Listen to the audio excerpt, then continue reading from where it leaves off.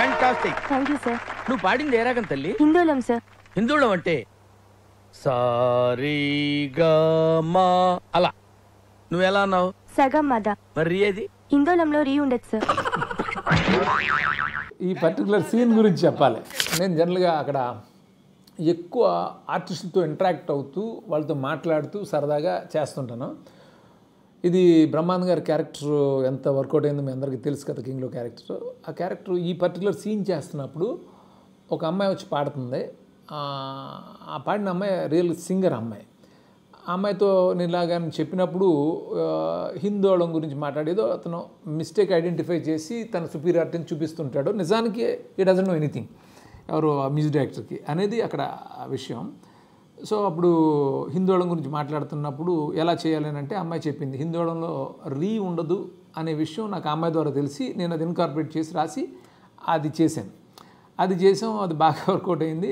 దేవి re recording చేస్తున్నప్పుడు నన్ను అడిగాడు, భయ మీకు హిందోళంలో రీ ఉండదని మీకు ఎలా తెలుసు అని నన్ను అడిగాడు. అడిగితే నాకు తెలీదు, అమ్మాయి చెప్పింది అక్కడ సింగర్ అంటే. అది నిజంగా నేను షాక్ అయ్యాను, భయ హిందోళంలో రీ ఉండదని మీకు ఎలా తెలుసు అంటే అది నాకు గుర్తొచ్చింది. ఇప్పుడు ఏం చంపక్ సేట్ మందిని పరేషాన్ చేస్తున్నావు, ఏం కథ? కథలు చెప్పడానికి నేను హరిదాసుని కాదు, చంపక్ దాసుని. నేను పరేషాన్ చేయట్లా, ఫైనాన్స్ చేస్తున్నాను. ఏందిరో వాల్యూమ్ పెంచినావు? పెంచక నేను చూసి పోసేసుకుంటా అనుకున్నావా? ఇది వ్యాపారం. నేను స్ట్రాంగ్గా బిలీవ్ చేసేవాడిని, ఎంత పెద్ద సినిమా చేసినా సరే, ఎంత సీరియస్ థీమ్ అయినా సరే దాన్ని ఎంటర్టైన్గా చెప్పాలని. ఫ్రాంక్గా మీరు చూస్తే దూకుడు అనేది చాలా సీరియస్ థీమ్, ఒక ఫాదర్ అండ్ సన్ ఎమోషన్కి సంబంధించిన సినిమా అది. దాన్ని ఇంత ఎంటర్టైనింగ్గా చెప్పాలి అని అనుకున్నప్పుడు ఈ రియాలిటీ షో ఐడియా. ఈ రియాలిటీ షోలో ఆల్రెడీ యాక్టింగ్ పిచ్ ఉన్న బ్రహ్మానందం గారి క్యారెక్టరు ఇల్లు అద్దెకిచ్చుకుని అందులో వేషాలు వేస్తూ సినిమా షూటింగ్లకి ఇస్తూ చేస్తుంటాడు. ఆయన్ని ఈ రియాలిటీ షోలో ఇన్వాల్వ్ చేసి చేయటం. సో ఆయన ఆ పీక్ పర్ఫార్మెన్స్ చేశారు. అసలు మహేష్ బాబు దాన్ని యాక్సెప్ట్ చేసి తాను అంత బిలీవ్ చేసి చేయడం వల్ల ఆ ఎపిసోడ్ అంత బాగా వచ్చింది. టీ తాగుతావంటరా? టీలు కాఫీలు అలవాట్లేదు. ఎంట్రీ తాగుతావా?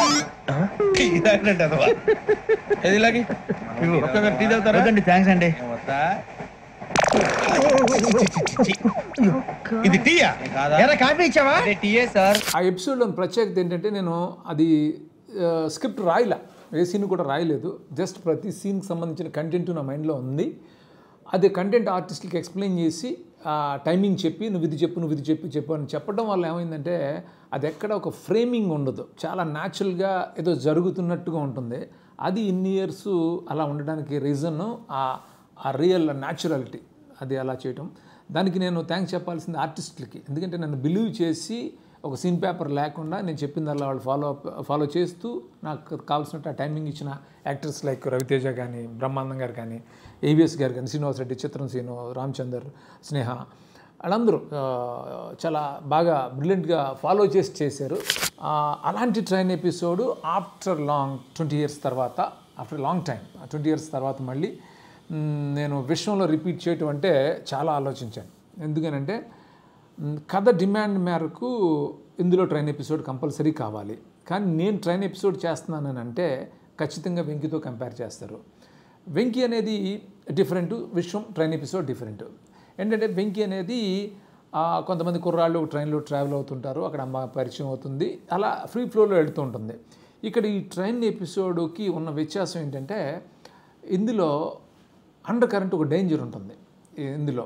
బట్ నా నుంచి ఖచ్చితంగా హిలేరియస్ ఎంటర్టైన్మెంట్ ఎక్స్పెక్ట్ చేస్తారు, అంటే వెంకీ ఎపిసోడ్తో కంపేర్ చేస్తారు. లక్కీలీ అంత ఫన్ అంటే ఇది కూడా చాలా హిలేరియస్గా ఉంటుంది విశ్వంలో ట్రైన్ ఎపిసోడ్ కూడా. అంటే యాక్టర్స్ లైక్ గోపీచంద్ కానీ, వెన్నెల కిషోర్ కానీ, లేకపోతే చాలామంది యాక్టర్స్ నరేష్ గారు కానీ, ప్రగతి గారు కానీ, వీటి గణేష్ కానీ, లేకపోతే అజయ్ ఘోష్ కానీ, లేకపోతే శక్లక్ శంకర్ కానీ, గిరి, శక్లక్ శంకర్, చమక్ చంద్ర, వీళ్ళందరూ కూడా చాలా బాగా చేశారు. ఇది ఒక different episode from Venky, but ఇది కూడా టోటల్ హిలేరియస్గా ఉంటుంది, పీక్స్లో ఉంటుంది.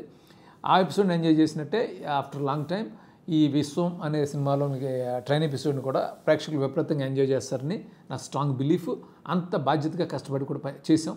చాలా ట్రికీ ఎపిసోడ్ ఇది, మీరందరూ ఎంజాయ్ చేస్తారన్న కాన్ఫిడెన్స్ నాకు.